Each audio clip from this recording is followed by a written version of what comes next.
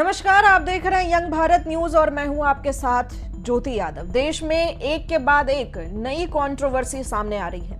Latent Kunal कावरा विवाद के बाद अब हाजिर है एक और कंट्रोवर्सी, नाम है हाउस अरेस्ट।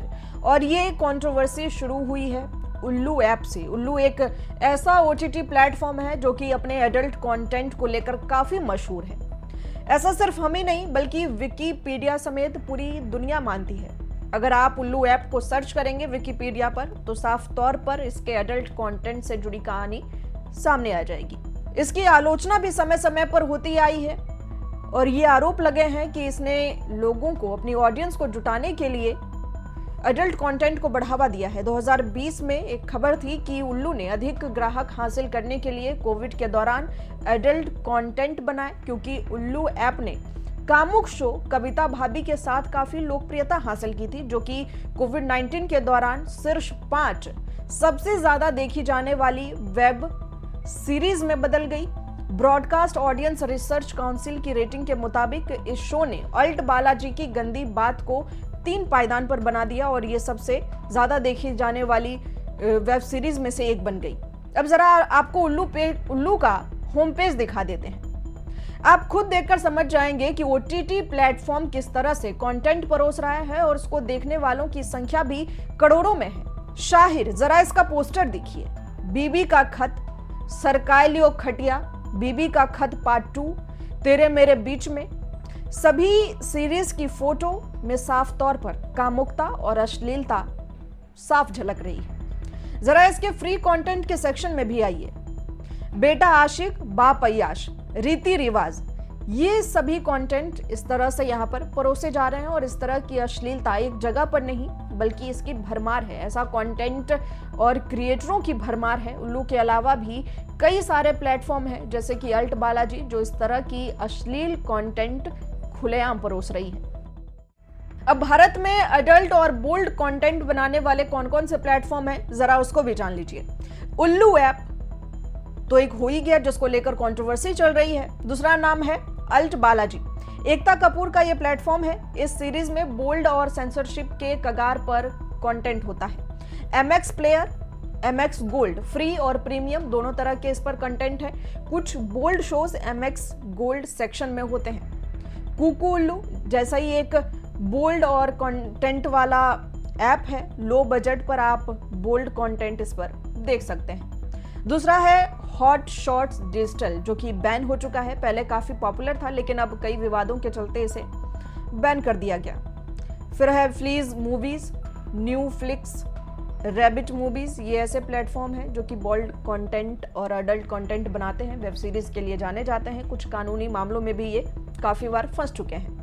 भारत में स्पष्ट रूप से पोर्नोग्राफी या प्रसारित करना, बनाना गैर कानूनी है, लेकिन बोल्ड और अडल्ट कंटेंट जो पूरी तरीके से पॉर्न ना हो, अक्सर 18+ कैटेगरी में रखकर इसे चलाया जाता है और लोग इसको मजे लेकर देखते हैं। ओटीटी प्लेटफॉर्म पर इसका regulation ministry of information and broadcasting द्वारा किया जाता है।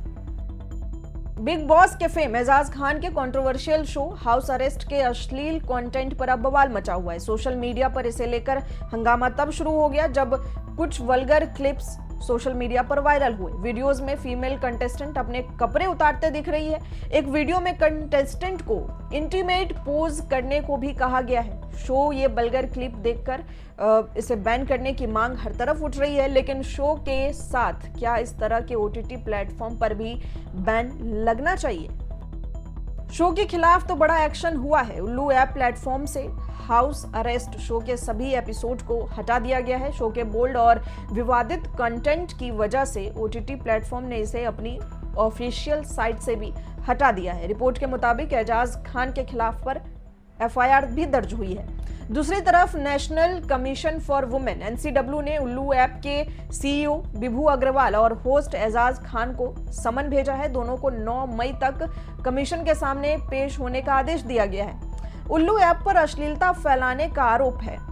समन के मुताबिक 29 अप्रैल 2025 को शो की एक शॉर्ट क्लिप वायरल हुई जिसमें एजाज खान फीमेल कंटेस्टेंट को कैमरे के सामने प्राइवेट इंटीमेट पोज करने के लिए कहते हैं। कंटेस्टेंट के अनकंफर्टेबल होने और टास्क न करने की बात को इग्नोर कर दिया जाता है और जितने भी कंटेस्टेंट थे वो इस वायरल वीडियो में साफ तौर पर इस तरह के पोज करते हुए दिखाई दे रहे हैं। आयोग का यह भी कहना है कि ऐसा कंटेंट न केवल महिलाओं की गरिमा के खिलाफ है बल्कि इंटरनेट के नाम पर यौन उत्पीड़न को बढ़ावा देता है। ऐसा कंटेंट महिलाओं के शोषण को सामान्य बना रहा है। आयोग ने कहा कि अगर आरोप सही साबित हुए तो ये भारतीय न्याय संहिता 2023 और सूचना प्रौद्योगिकी अधिनियम 2000 के तहत गंभीर अपराध की श्रेणी में आएगा। आयोग की अध्यक्ष विजया रहाटकर ने कड़े शब्दों में कहा कि कोई भी ऐसा मीडिया कंटेंट जो महिलाओं के खिलाफ होगा, उनकी सहमति को अनदेखा करेगा या अश्लीलता फैलाएगा, उसे बर्दाश्त नहीं किया जाएगा।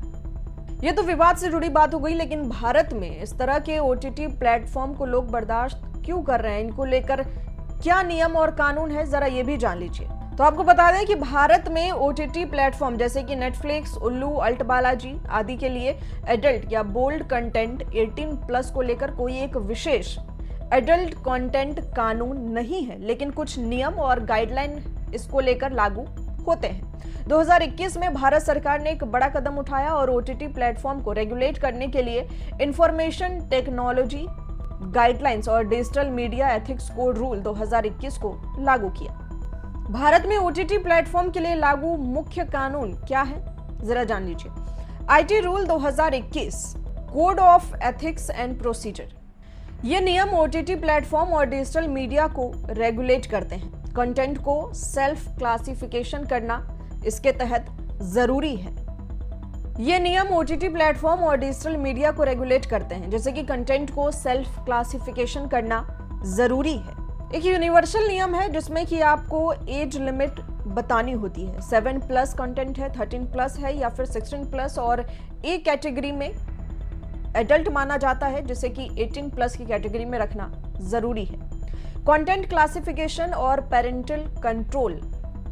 ओटीटी प्लेटफॉर्म को कंटेंट की उम्र के आधार पर रैंक और लेबल देना भी जरूरी है। अगर आप ए यानी कि एडल्ट कंटेंट बनाते हैं तो उसे उस तरह के क्लासिफिकेशन में 18+ के क्लासिफिकेशन में रखना जरूरी होगा। अश्लील भाषा, नग्नता और यौन विषयों को लेकर भी चेतावनी दी जानी चाहिए। पेरेंटल लॉक और एज वेरिफिकेशन की सुविधा इसमें जरूरी है।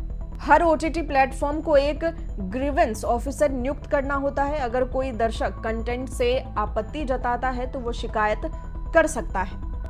एक 3 स्तरीय शिकायत निवारण प्रणाली इसको लेकर लागू की गई है, जिसमें है platform level grievance officer, industry self regulatory body और oversight mechanism by INB ministry. OTT में प्रतिबंधित चीजें, प्रोहिबिटेड कंटेंट कौन सा है, जरा ये जान लीजिए। पोर्नोग्राफी पूरी तरीके से गैर कानूनी है। सेक्शन 67 और 67A IT एक्ट के तहत इसे गैर कानूनी माना गया है। धार्मिक भावनाएं भड़काना, हेट स्पीच, राष्ट्रीय सुरक्षा को खतरा, इन सब विषयों पर कड़ा प्रतिबंध लगाया गया है। ओटीटी पर अडल्ट कंटेंट कैसे वैध होता है? अगर इतने सारे प्रतिबंध हैं तो फिर इस तरह की अश्लील कंटेंट कैसे वायरल हो रहे हैं, कैसे बनाया जा रहा है? तो ये इसलिए बन रहे हैं क्योंकि यदि कंटेंट में नग्नता या यौन तत्व है लेकिन उसे कलात्मक स्टोरी लाइन के अनुसार दिखाया गया है तो उसे ए कैटेगरी, ए रेटिंग के साथ प्रॉपर वार्निंग और एज गेटिंग दी जाती है और उसे वैध माना जाता है। लेकिन हाउस अरेस्ट जैसे शो और उल्लू ऐप की बाकी एपिसोड में कहानी कितनी और किस तरह से कलात्मक स्टोरी लाइन है, आप अच्छे से जानते हैं। भारत में ओटीटी प्लेटफॉर्म नेटफ्लिक्स, उल्लू, अल्ट बालाजी आदि के लिए एडल्ट या बोल्ड कंटेंट को लेकर कोई विशेष एडल्ट कानून नहीं है, बस कुछ नियम और गाइडलाइन है। क्या इस शो ऐप को लेकर काम करने वाले हर आदमी पर एक्शन होना चाहिए या नहीं, ये एक बड़ा सवाल है। इस तरह के कंटेंट को लेकर अलग से एडल्ट कानून बनना चाहिए या नहीं, कमेंट कर हमें जरूर बताएं। इसी तरह की तमाम बड़ी खबर के लिए आप देखते रहें हमारे साथ। इसी तरह की तमाम बड़ी खबर के लिए आप बने रहें हमारे साथ और देखते रहें यंग भारत न्यूज।